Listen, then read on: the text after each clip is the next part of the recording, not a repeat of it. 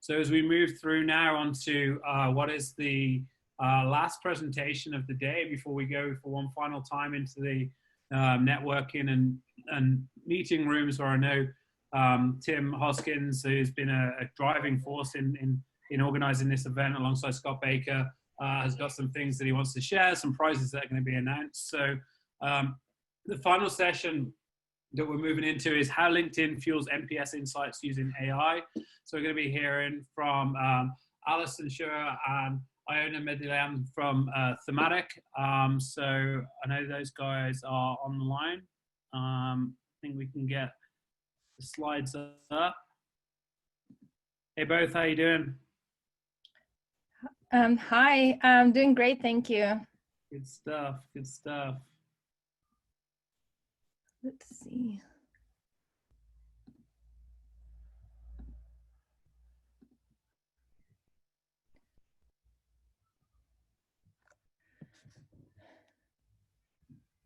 Cool, how's this?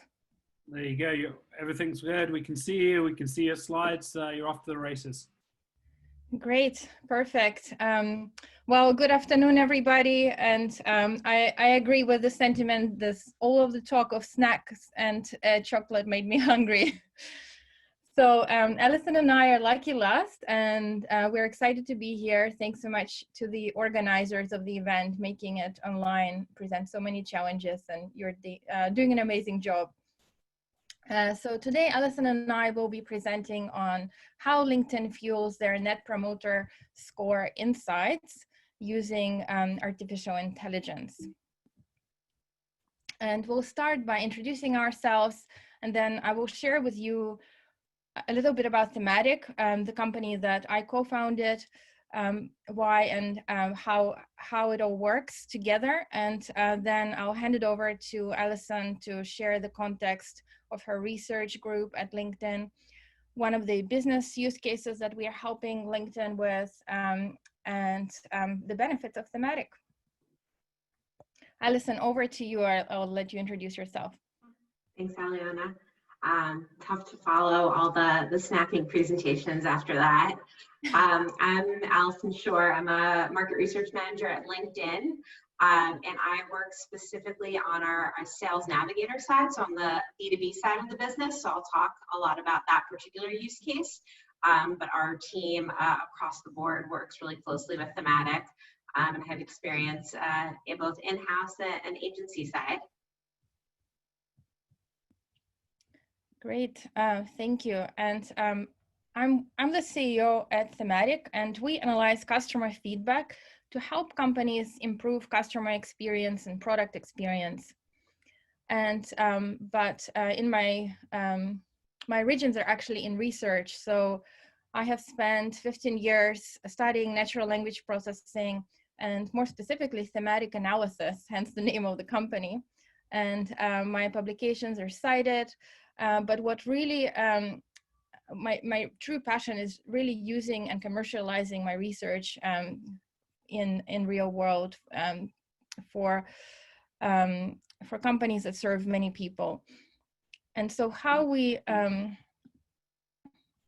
Thematic started. So about 5 years ago, I was consulting in this general area of NLP and machine learning, when two large B2C companies reached out to me and they said, hey, Net Promoter Score is a KPI for our company, and we are trying to help our leaders understand what drives this metric. And we know that customers are telling us why they gave us a score, so the answers must be in that data. However, it's very difficult to actually find those answers.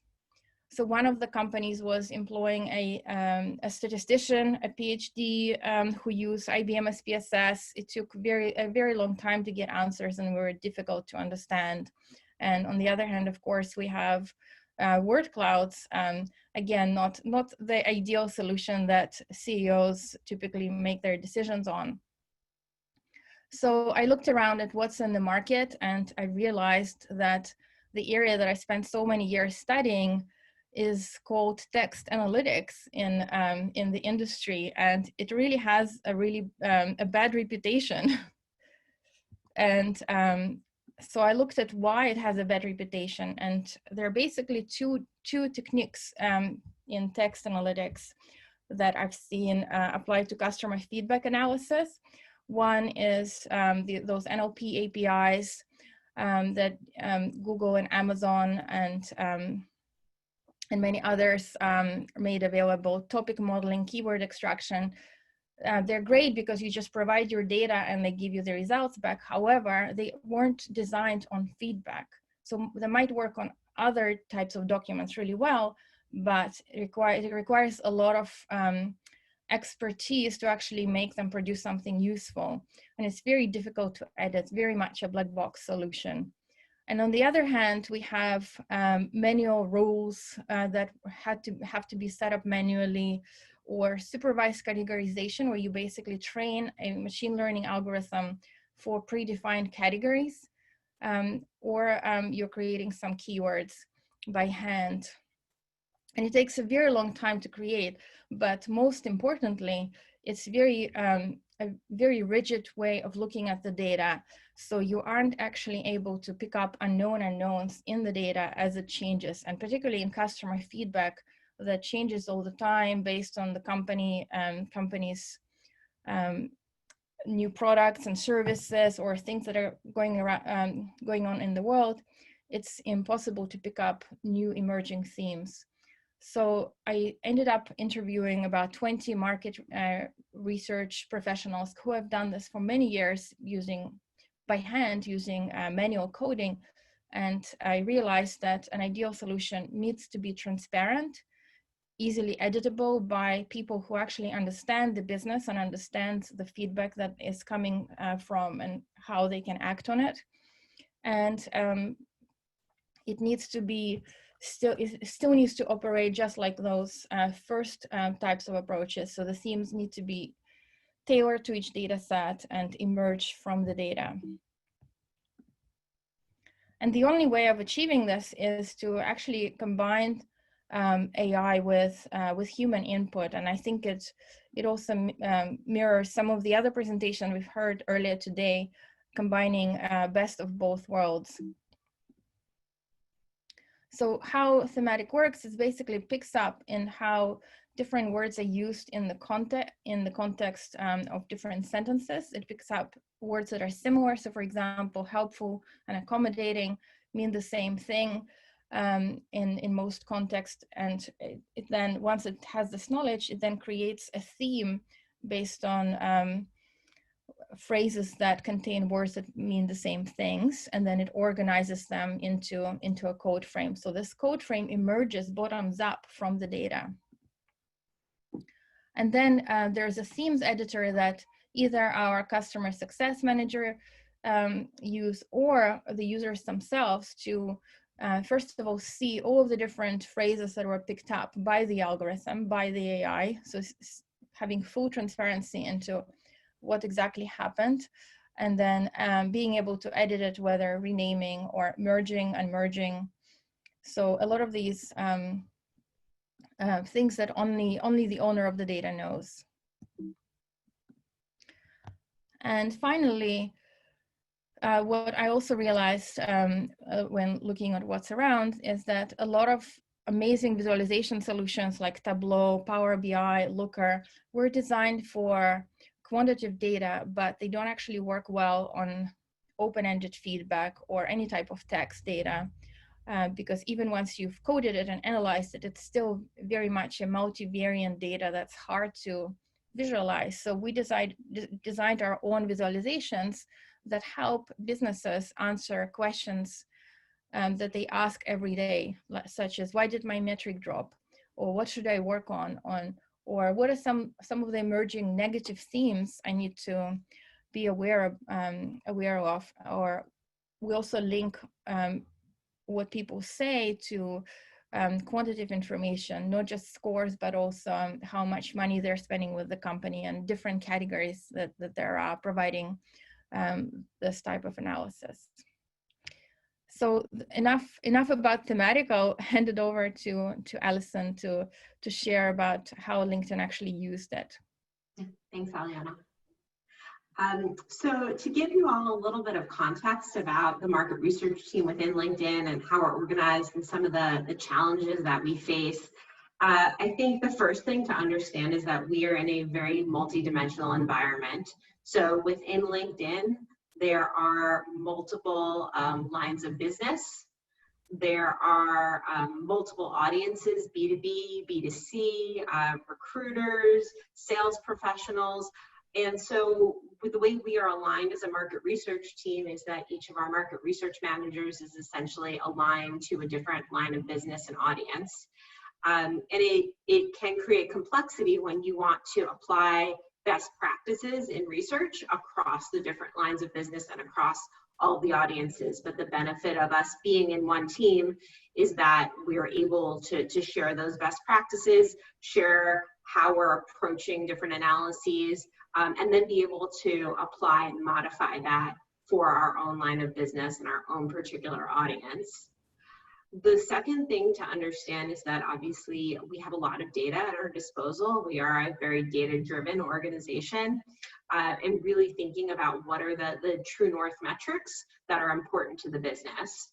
So about 3 years ago at this point, the organization as a whole decided to revamp our NPS program. So it was a program that was in place. It wasn't necessarily consistently applied across the different lines of business. It wasn't necessarily used in the same way by all of the leadership teams, and a conscious effort was really put forth to make sure that we were all speaking the same language within the organization. And as I can't see everyone, but I'm sure everyone has gone through different phases of revamping a program of this scale before, and understanding the challenges that go with that.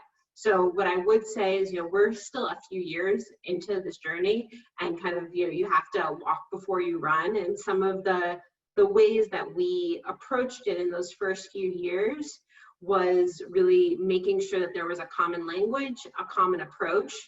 One of the key pieces that was really important to us in crafting that program was ensuring that it wasn't just NPS as a standalone metric, but that there were also open-ended questions that we included to help understand the why behind our NPS. And so, for that first year or so, it was really getting our arms around the data that we were having coming in and having to make sense of it. And making sense of all of the open-ended data that was coming in is a big piece of that. When you have thousands of different responses coming in, to Aliona's point, there's only so much hand coding you can do. For many years, I've spent trying to figure out what is the right type of partner to bring in for that type of program. And it's hard to find that balance between the AI and the human element, because in order to get it right, you need that human touch and that business context. So for on the next slide, the program that specifically that I support is our LinkedIn Sales Navigator business. So it is a B2B tool, primarily for sales professionals to help identify leads, reach out to leads, really connect and build relationships. So this is the program that I support, and kind of to understand what is at the heart of the Sales Navigator experience is really searching. Searching is foundational to making the product run, providing a positive experience. There are many more features beyond that, and our NPS program is really meant to understand what are the drivers of NPS, whether those are specific features within Sales Navigator or something beyond. And you would think kind of at the heart, search is a key piece. It's something that our users are really consistent about understanding how to search, filters. It's something that you use across different platforms in your day-to-day life. But really what we started to see in our closed-ended data through drivers analysis was understanding that search was really at the heart of NPS. So whether you were a promoter or detractor, we were starting to see some trends indicating that if search didn't work, then that was impacting NPS negatively, and when it worked well, it was positive. We were seeing that in our closed-ended data, but we needed to understand a deeper level beyond that. So in terms of how our team works with Thematic, once we've wrapped up field with NPS, generally what we'll do is we'll have the data, we will send open-end data to Aliona and her team. And really from there, for the first few months, it was really a process and a partnership of combining that human and that AI. So knowing that I and the other market research managers within LinkedIn understand the business context and the nuances of what it means when certain users say certain things. We worked really closely with her team to develop code frames. So the themes editor that she showed earlier is a really key part of why Thematic works for us, because we can see why things are being coded in a certain way. And so for instance, search can mean different things depending upon the context in which it's being said. So the first few months was really a partnership of getting that code frame right. And what we have been able to use kind of as we've stepped forward on this journey, on the next slide is kind of a screenshot of an example of one piece of our portal. So essentially what's on the left-hand side shows by volume of different illustrative themes. So when we ask what's driving your NPS, kind of in that open-ended way, we can get a real snapshot of those themes. And these themes came out of that conversation that we had in partnership with the Thematic team. And over time, the model is able to pick up on that and pick up on the nuances without that conversation needed each wave. And what's really helpful to me is that I'm then able to apply different filters based on the data that we have. So for instance, in this example, you can see that search is a primary driver. And then when I use some of the filters, I'm then able to understand it is a primary driver, whether you're talking about promoters or detractors. So it really shows the importance of getting that right and understanding when a promoter is citing search and when a detractor is citing search, what does that sound like? And we're able within Thematic to then deep dive. And what's really powerful here is that I can have the kind of power to up-level this to an executive level, so showing kind of these high-level measures, or working closely with our product team and kind of getting really surgical with showing them specific open ends, how we're coding them. And even beyond what you're seeing here, there are sub-drivers to each of these to get to a deeper level. And kind of where we are in our journey right now is primarily using for the volume, but we're getting to a place where we're going to be able to do those deeper analyses that Aliona was showing earlier, particularly from the visualization standpoint, to be able to communicate this to our broader organization. It provides that consistency and that framework that is really helpful, while at the same time, it also reinforces themes that we're seeing in our closed-ended data. So if you're working with a team that responds well to customer feedback and verbatims, you have that ability to synthesize that really easily and tie that to what we're seeing with the quantitative data. So what I would say is kind of there's 5 key ways that our research team has really been strengthened through this partnership. And I would say in kind of other organizations I've been in other roles, this is constantly a struggle of how to make sense of the open-ended data. So the first thing I would say is that it's really improved our productivity and efficiency. So as I said, it's really time consuming to go through all of those open ends. And in this way, I'm able to go into Thematic. And if I know I'm speaking to a product manager who manages our search feature, I can get right to that. And I can drill into what are the specific features and filters within search that our users are asking for. What are their associated NPS scores? What regions are they coming from? What are they citing as their drivers? And I can pull all of that really efficiently.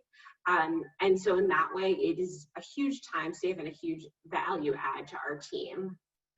The second piece is aligning us on methodology. So as I mentioned, as we're a really multidimensional team, this has given us a consistent methodology across all of our lines of business. So several market research managers are using this, and even though their business line is different or their user base is different, we're all able to help each other understand how to maximize the data we're looking at, make the most sense of our code frames, or when we're sharing at an executive level, we're pulling from the same portal to be able to show that consistent methodology and those consistent visuals to be able to communicate it easily. The third piece is really that cohesion between qual and quant. And this is always a struggle of, quant data, there are certain teams that gravitate toward that and understand it. There are certain teams that understand the qual better. This helps us really efficiently marry the two together. So a few months ago, I was very easily able to do an analysis where I showed that in our closed-ended drivers, we were seeing filters being cited increasingly as a driver among our detractors. I was also able to go into Thematic, see that same theme emerging, and pull out the color context to help understand what was driving what we were seeing in our quantitative data. The last two ways in which this has really strengthened our team is that surgical alignment. So as I mentioned, the ability to be able to up-level or move it a level down to more tactical use cases within our product management team. This has given us that ability to be able to synthesize very quickly, very easily. In the past, I would share large Excel sheets and teams would have to make sense of data on their own. This is really a way to help communicate across different cross-functional partners. And then the fifth piece is really, it enables us to dig deeper. So as I mentioned, that filtering is a really key piece. So it's not just what are the high-level themes we're seeing, it's what are the themes we're seeing among our promoters, among our detractors, among different regions, so that way we can share with different stakeholders and we can understand how to prioritize our efforts to make sure that we are making changes to the product in a way that is most impactful to the broadest customer base. And another way that this has been really important to our team is that it's given our product team the ability to do additional deeper dives and prioritize their own in-product work and in-product prioritization and organization to make sure that they're focusing their efforts on the right areas. So I'll pause there.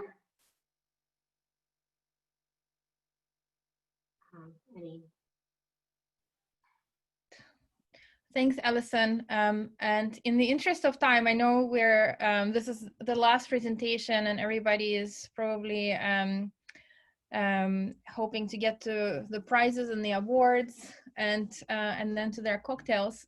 I'll stop here and see if there are any questions. Thanks, both of you. That was a great presentation. One quick question. Alison, you mentioned kind of you collected the open-end text, so you were using a different platform for the data collection and then just importing those text comments into Thematic. Is that how that worked? Yes.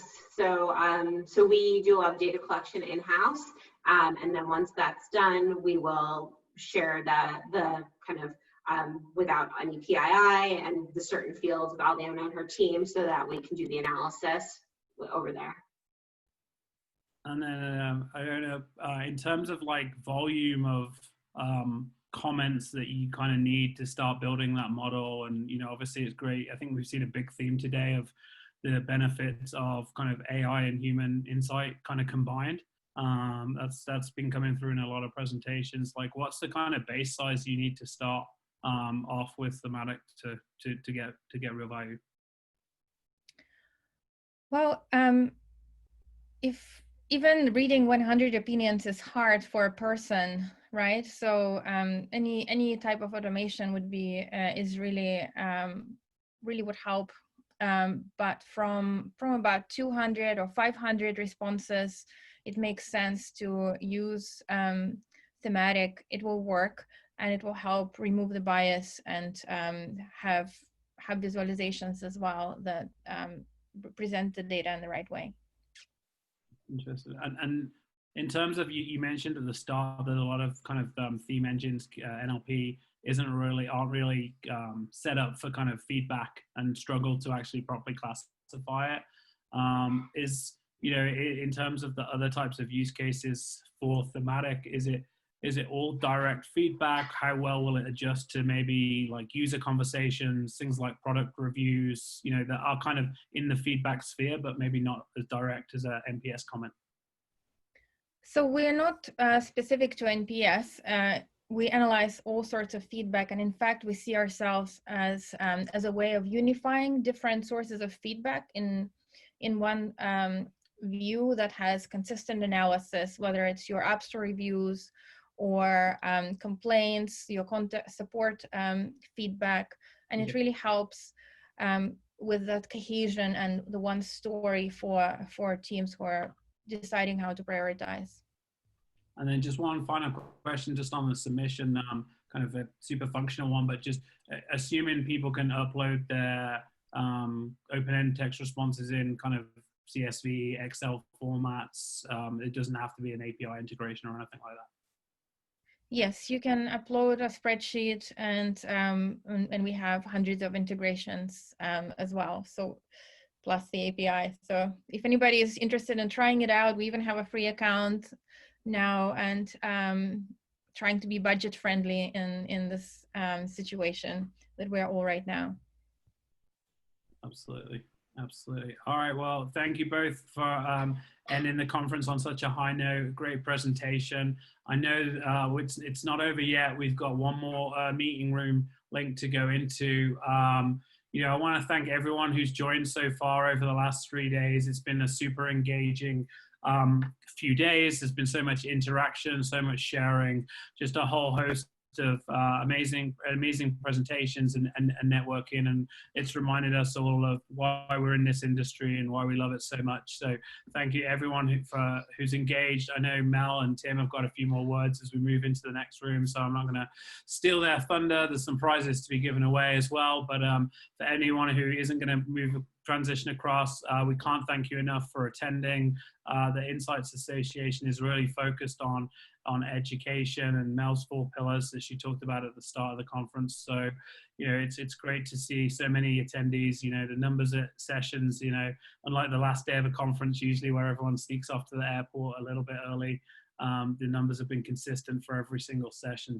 So that's great to see. And as much as we wish this wasn't the normal right now, and we were in person enjoying a beer right now together, it is what it is. And the Insights Association have done a fantastic job. So thanks to the whole team, Art, Jen, Mel, everybody, Tim, Scott, everyone who's been involved in kind of organizing this. So I'll see you on the other side. The link should be in the chat if you can't see it. And yeah, that is one final time. Thank you, everybody.